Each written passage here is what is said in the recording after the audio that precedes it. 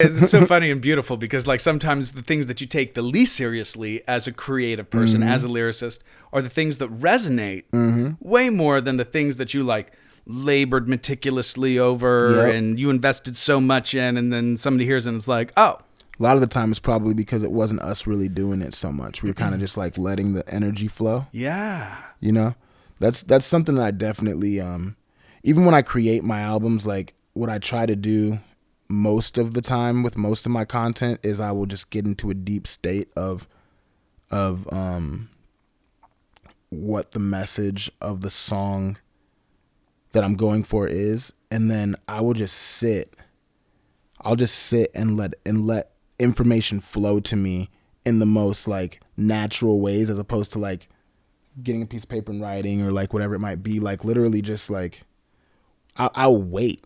Like you have to be patient with me. Like there's songs that took me like a year and a half to write fully, because it's like, yo, those 4 bars came to me, but like the 4 after that like aren't going to be anything less than the same way that those last 4 came to me. Like it needs to be that because of the story that I'm trying to tell, you know? Certain stories, like I got this song on my album called Heartbreak Highway, and it's about Heartbreak Highway is the 10 highway. It's about back and forth trips to Los Angeles and love life and that moment and Hollywood life and trying to balance it and all that stuff.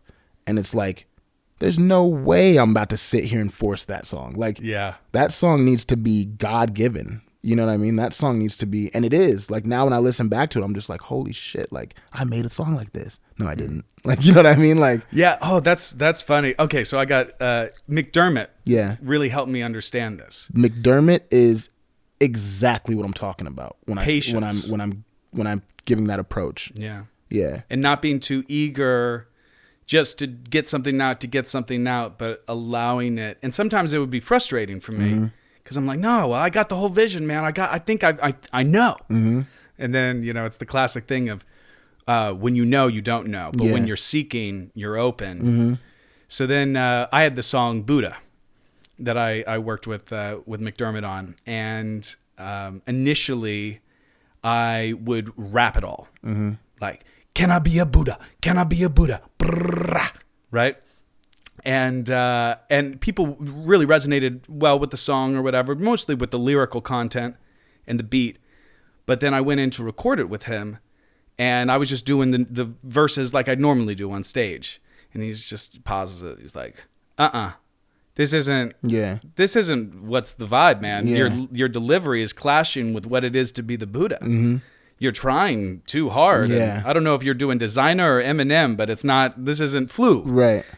And so I'm like, okay, well, let me find something new. And then he just put the hook on repeat. And I was just trying it a bunch of different ways. And then suddenly this voice came out of me. Because like I said, I felt very uncomfortable ever classifying myself as a singer. Despite singing on records, I didn't have the confidence and the belief in myself. But then this thing comes out like, can I be a Buddha? Can I be a Buddha? Ayo.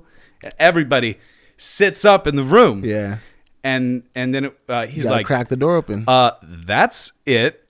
Can you do the rest of the song like that? And then I was like, I think so. And honestly, I say that whole thing in the booth, I didn't do it. I allowed myself to be open enough that the Buddha archetype could use me as a vessel. And I think once again, it dissolves a lot of the ego that can come away from being a musician. Like, you know, no, I think Kanye is a genius, and I absolutely adore him. But at the same time, Kanye is Kanye. I think a little bit now more. He's definitely allowing himself to be a vessel for the gospel. But he takes ownership for those things, and I think it's really humbling, at least because I'm not Kanye's level. Yeah. No way am I going to allow myself to have that kind of a construct. Right. But when I step out of that and I just allow. I wouldn't call it channeling, right? Because it's different from like when I see people that are shamans channel, but it's not so far. I would call from it channeling. Okay. I would call it channeling. Yeah. Because what you're doing is you're opening yourself up to an energy in order to interpret it. You know, which is the same. It's the same thing. Like you ever watch Bashar? You know Bashar? No. He's a pretty popular channel, but it's, very similar. Get into a state of receiving and space and clarity and peace, and then just leave the door cracked and just allow inspiration to just flow through.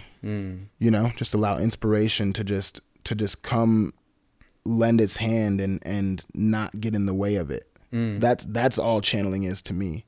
When a child is jumping around on a couch, dancing like crazy, swinging, like that's channeling. Like, who knows where that energy is coming from?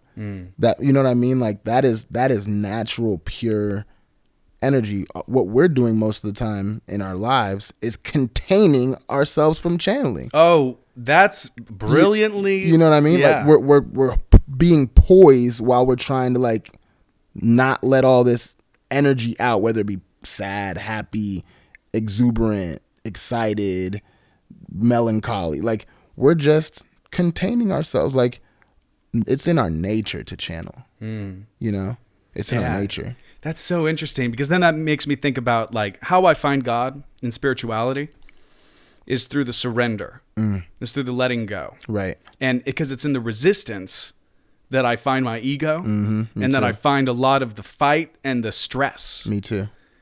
But when I surrender, when I sort of let go and go with the flow, then I'm open, and everything is just so much more effortless. And I feel that. But dreamlike too.